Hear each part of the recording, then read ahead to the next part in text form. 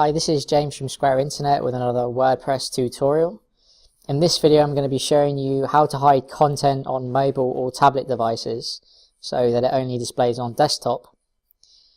And in this video you're going to learn a bit about how you can set content to display on certain devices. So for instance, if you just want something to display on tablet or just on desktop, you'll pick that up in this video.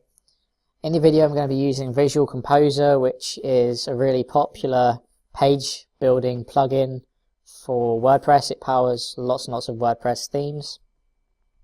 You can get Visual Composer for free from their website, as well as a free Visual Composer theme, or you can look for a theme that is powered by Visual Composer. I believe it's now called WP Bakery Builder, something like that. But you can still obviously get Visual Composer for free from its website. I'm using a development domain that I'm recording a lot of my video tutorials on. It's using the free Visual Composer page builder theme. So it's a really stripped down theme, but it's got a fully functioning version of Visual Composer. So let's dive into it. Let's say, for example, I want to keep this section of my website on mobile devices, but I want to get rid of these bits on mobile devices. So I'm going to show you how to do that. Because I want to hide all this content, I need to hide the row which contains all of this content. The row contains the columns contain the content, so the easiest way is to just hide the entire row. Just a quick note, there's also a hide button which will hide it on all devices that you can use there. You have to go back into the tree view to see that probably. Okay, so I've just unhid it. So let's show you how to play around with the visibility by device type. So you want to scroll down here to design options and look at this section here where it says device type all. So we want to click custom. Okay, so we want it on desktop, we want it on tablet, we don't want it on mobile, so I'll click off and off, and I'll click save. Hopefully I can demonstrate it for you just by squeezing my browser. Yeah, so it's worked fine. So as we can see, when the screen size is reduced down to tablet, mobile device screen size, this row disappears.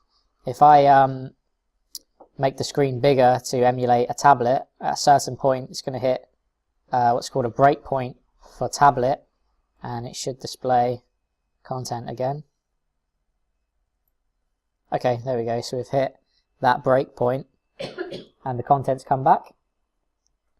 And then if I maximize the window to regular desktop, laptop size, all of the content's there again. So we can see that what we've done is, with using Visual Composer, we've applied a rule that hides this content when it gets down to mobile sizes. So when it gets a bit small, so it disappears and then it comes back. So nice and simple. I'll just keep that as that is. What I'm going to do now is I'm going to show you how to hide a specific element. So if we wanted to hide this button,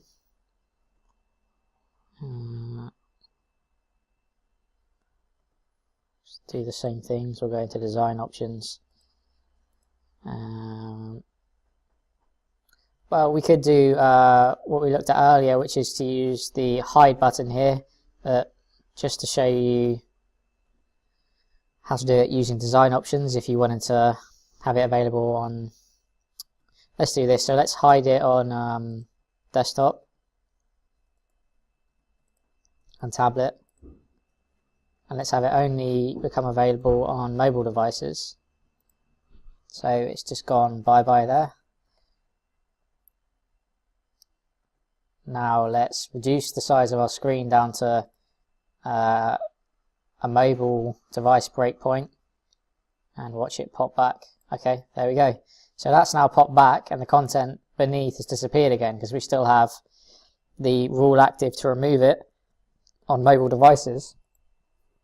So this is really, really ultra useful for doing things like having effectively two versions of one page active on one page, but some rows and content are only available on mobile and tablet devices so that you can properly optimize your design for mobile or tablet, because a lot of things that look really good on desktop, laptop or big screens don't look good on small screens. So right now this all looks fine on here. When we get down to here, the button comes back, the button's gone, which looks quite good. What else can we do? Let's get down to really mobile phone type size. Okay, so that heading looks a bit jumbled on really thin portrait screen sizes, so what I might do is add in a heading that's only going to be visible on mobile devices. I'm just going to use the tree view quickly. Let's move this around.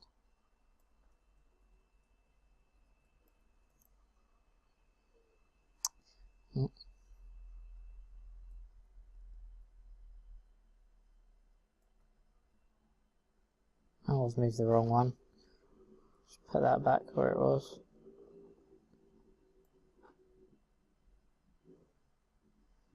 Oh, I'm moving stuff all around. Okay, let's just go with this one. Let's just add this up here. Let's just save this for a minute and see what's going on.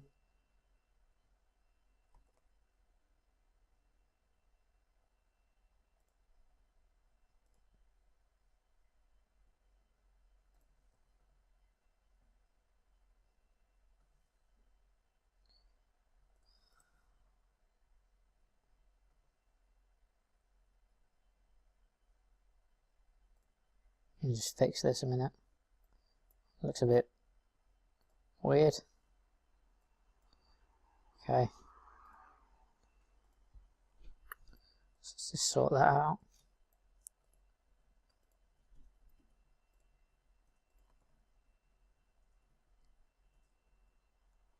Okay, whatever, I can come back to that later. At least it's not annoying me now because it doesn't look too out of place.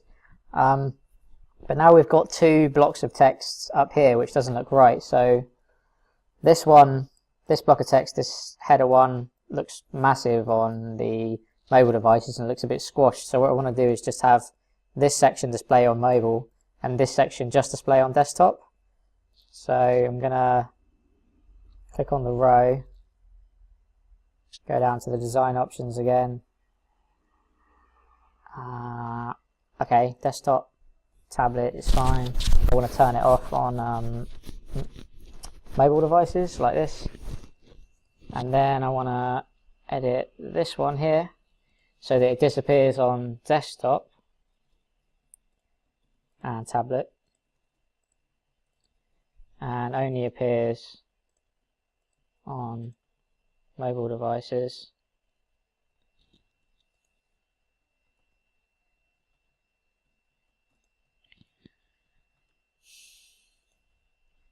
Okay,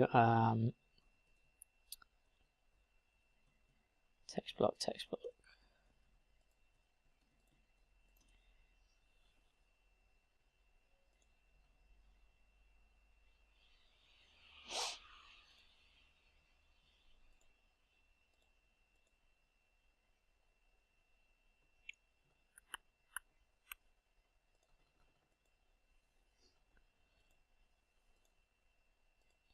My laptop screen's quite small, so it's obviously being picked up as a tablet on the breakpoints, which is probably why it disappeared.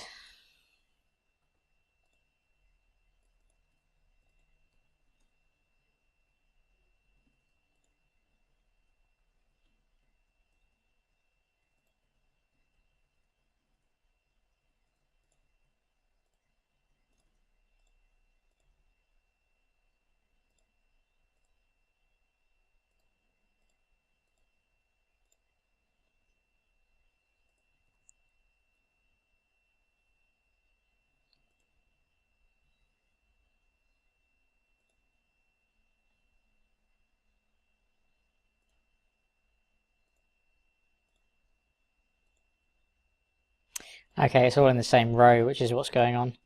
Let me just delete this quickly. And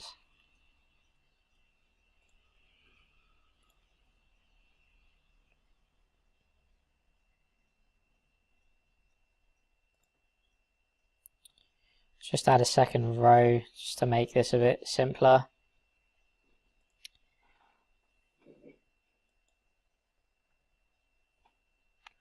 Okay, this one I want to keep on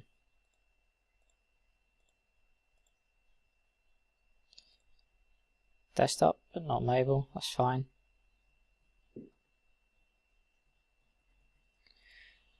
And this row here I just want to have on mobile, so let's just add in some simple text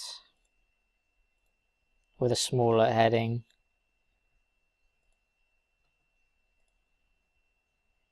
And let's just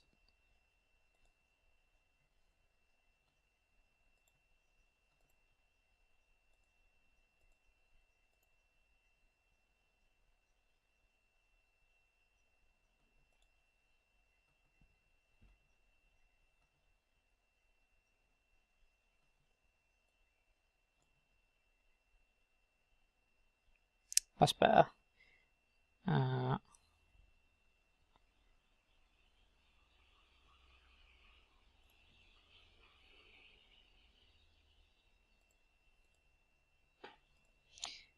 So it was being displayed as a row within a row, which is why it was kind of disappearing and not working correctly. Something useful you can pick up there is to use the tree view if you're ever not sure what's going on. If stuff's not working when it should be working. So it was displaying as a row within a row, so an inner row. So anything I was applying to this row was being applied by default to the row within. So it should now work in theory. So yeah, that's still there on desktop. And that other row should only appear when we get down to the small screen size. So yeah, there you go. So it's now working correctly as it's in its own row with its own rules applied to the row. So it looks a lot better on mobile. The text isn't so squashed. It might look good with a bit of padding beneath the heading, but it's now displaying correctly, and then as we get bigger it should disappear. And our main content will come back.